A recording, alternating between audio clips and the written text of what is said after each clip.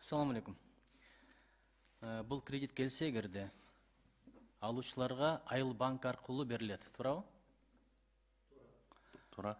Мен эми бетке айткан сөздүн зары жок деп коет. Азыр мына интернетке кириңиз, айыл банк жөнүндө отзывдарды, пикирлерди окуп көрсөңүз, персоналдар аябай орой дейт. 2 күндө дегенин 5-6 күндө дагы бүтүрүп бербейт дейт. Банкоматтары аз дейт. Жанагы электрондук негизде акчага отура турган системасын орнотуш өлүм дейт. Bir gün geçke gezek kütüp durasың, ayağında bugün iştebet деген жооптор угасың дейт. Эмне үчүн ушундай? 2-3 укмуш эми идеалдуу дегендер бар экен, албетте өзүңөрдүн адамдарыңар бар да. Бирок көпчүлүгү жалаң ошондой пикирдегилер. Туура айтасыздар, эми ошондой элде биз ошол жанагы терс көрүнүштөрдү азыр ошону жок кылуунун үстүндө иштеп жатабыз. Бүгүнкү күндө айыл банк боюнча 300дөн ашык банкомат орноттук. Биздин банкоматтарыбыз көбүнчө айыл жергесинде жана район борборлорунда болчу да. Азыр ошо жумуш жүргүзүп жатабыз. Бүт шаарды дагы бүт жерде камтыйлык деп бүгүнкү күндө 300дөн ашты. Дагы ошо 24-жылкыга 70ден ашык банкомат дагы бюджетибизге салып ошо орнотулуп атабыз. Тейлөө жагындагы ошондой элдин наразычылыктары болгон үчүн аны дагы жок кылуу максатында ошо сервисибизди дагы жакшыртып, ошо элге жакшы кызмат көрсөтөлүк деп ошонун үстүндө иштеп жатабыз. Бирок ошентсе дагы акыркы көрсөткүчтөрдө айтып кетишибиз керек. Именно ошол освоение кылып кредит берген ПСК жагы болобу, КПК жагы болобу, же товарный кредит жагы болобу, же Баткенге льготный финансирование болобу, жалаң биздин банк аркылуу ишке ашат.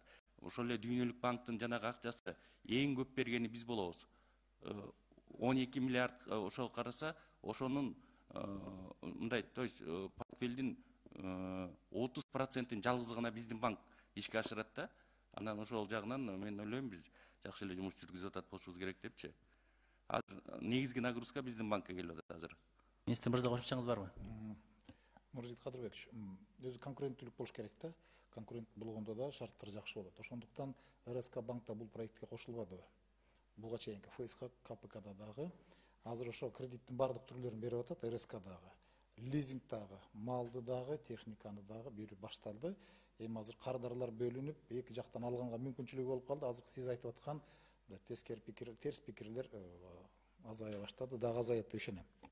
Урматтуу министр, албетте жакшы, бирок какаганга муштаган болуп, айыл банк менен РСК банк экөө бирдей эле да. Буларга кандай арыз арман айтылса, тигилерге деле ошондой арыз арман. Биздин мурда бир жеке менчик банк тейлейт болчу, азыр ошол РСК тейлейт, эми айырмасын биз деле көрүп атпайбызбы? Себебин айтып берейинби? Подушка безопасности бар, мамлекет аркасында турат. А тигилер жеке, өздөрүнүн жандарын багыш керек, клиенттерди тартыш керек. А бул каалайсыңбы, каалабайсыңбы, алдыбызга аштап келип берет деген психология. Ошон үчүн тейлөө жакшы эмес. Урматтуу айыл банктын башчысы, мага эми ал жакта иштегендер капа болбосуздур, бетке айткан сөздүн зары жок, ушундан тыянак чыгарсаңыздар. Анткени адамдар ал жака бир орой сөз укканы барбайт, маселесин чечкени барат. Деги эле мамлекеттик системада чиновниктердин бардыгы кичпейил мамиле кылып үйрөнсө болот эле. Чыгыш батышта жүрөбүз. Адамдар бар үчүн биз бийликте отурабыз. Ушул нерсени унутпасак жакшы болот эле. Бул бир. Экинчиден, мына айтып атпайсызбы, мөмө жемиштердин көлөмүн көбөйтүп экспортко алып чыгыш жагы дагы ушул кредит негизинде каралып атат, туурабы? Азыркы көбөйбөгөн мөмө жемиштерибиз турат мына Казакстан чек арасында. Кантип аны сатасыздар? Өзбекстанга сата албайсыздар. Өзбекстан өздөрү бизден көп өндүрөт. Бизге керек болсо экспортко чыгарат. Кытайга сата албайсыздар. Кытай бүт дүйнөнүн фабрикасы. А бул дагы деле Казакстан менен кетет. Монтип фуралар өтпөй турса, бул 1-2 күндө бузулуп кете турган продукция болсо, муну бул жагын кандай ойлонуңуздар? Нуржит Кадырович, абдан жакшы айттыңыз да. Муна машинеге жүктөлүп чек арада турат. Эгерде бизге соода логистикалык борборлор болгондо, ал жерде мынчалык тыгын болбойт эле. Анын барлыгы холодильникте турмак. Кытай боюнча биз мынакей азыр 8 продуктуга протоколго кол коштук. Анын ичинде жанакыл черешня дагы бар. Анын ичинде коон дагы бар. Бизде өндүрүлгөн көп продукциялар ошол жерде турат. Бирок аяка киргизүү жанакындай талаптар бар. Соода логистикалык борбор болуш керек, кутуланыш керек, лабораториядан өтүш керек. Бүгүн же ТЛЦ жок, соода борбору жок. Же лаборатория жок ал жерде. Мына ушулар чечели деп атабыз. Дыйкандар эки түшпөйбү? Ошол логистикалык борборго койгонун акча, жайгашканын акча, күнүн акча. Көзөттү. Азыркы сатат да. Жакшы. Анда кийинкиси Биологиялык коопсуздук маселеси. Мына мисалы жер жемиштер, жашылча жемиштерди көбүрөөк өндүргөн менен аз көрүп атасыздар. Сапаты, дарыларды каалагандай кошуп атат. Аны ким контролдоп билбейм. Жылдан жылга рак менен ооругандар, ошол эле ботки менен ооругандар, иши кылып оорулардын саны көбөйдү. Айрым ушул божомолдор боюнча чыгарылган продукциялардын биз жеп аткан тамак аштын сапатынын төмөндүгүнөн. Ошону ким карайт? Ушул жагына бир көңүл бөлүңүздөр. Ушул долбоордун алкагында ушул жагын бир жакшыртса болобу? Сиз айтып аткан көйгөй азык түлүк коопсуздугунан кийинки эле очередте турган өтө маанилүү бул тамак аш коопсуздугу. Тамак аш коопсуздугун жетишерлик деңгээлге чыгармайынча азыркы сиз айтып аткан оорулар менен күрөшүш кыйын. Ошон үчүн бул жерде лаборатория каралды. Жанагы чоң тыелчыларда лаборатория болот сөзсүз. Талап ошондой болот. Мына кредиттер келсе, ошонун негизинде лабораториялар курулат. Биз талап коебуз ошондой. Эгерде ошону курам десе, каражат ала алат. Курбайм десе, анда каражат албайт. Урматтуу министр мырза, дагы бир жолу суранат элем. Министрликтин толук аталышы кандай? Сиз башкарган министрлик. Суу чарба министрлиги ишке карайбы? Министрлик эмес. Кечиресиз, суу чарба тармагындагы кызмат ишке карайт да. Мен сунушталат элем да, мындан ары айыл чарба деген экинчи планда калып, суу чарба биринчи орунга чыкса деп тилек кылат элем. Неге билесизби? Азыр кайсы жакка барбайлы, суу чыгарып бергиле, канал алып келип бергиле, эгер суу чыгарып берсеңер бак кылат элек, дыйканчылык кылат элек деген адамдар да. Айыл чарбасы эми Советтер Союзунун учурунда актуалдуу болгон. Бүт койлор, малдар мамлекетке караган. Азыр эми жеке менчикте айыл чарба жаатында анча деле мамлекеттин үлүшү жок, ачыгын айтайын. Статистикаңызда карадым, мынча кой, канча мамлекеттин уй баккан, кой баккан, жылкы баккан чарбасы бар. Мен билгенден жок эсе. Бирок суу түздөн түз мамлекет чечип бере турган маселе экен. Ошон үчүн биринчи орунга суу чарбасын коюп туруп, анан экинчи орунга айыл чарбасын жылдырсак, атына жараша заты болот беле деген сунуш. Кандай деп ойлойсуз? Эң туура сунуш. Маалымат үчүн айтып койгум келет. Урматтуу президент Садыр Нуркожоевич Жапаровдун тапшырмасы менен бул иш турмушка ашып атат азыр. Суунун актуалдыгына жараша азыр министрликтин аты өзгөрүүгө даярдалды. Аты эле эмес, заты да өзгөрө турганга даярдык көрүп атабыз азыр. Жыйынтыктоочуларга биз добуш берип өткөзүп беребиз аз бул.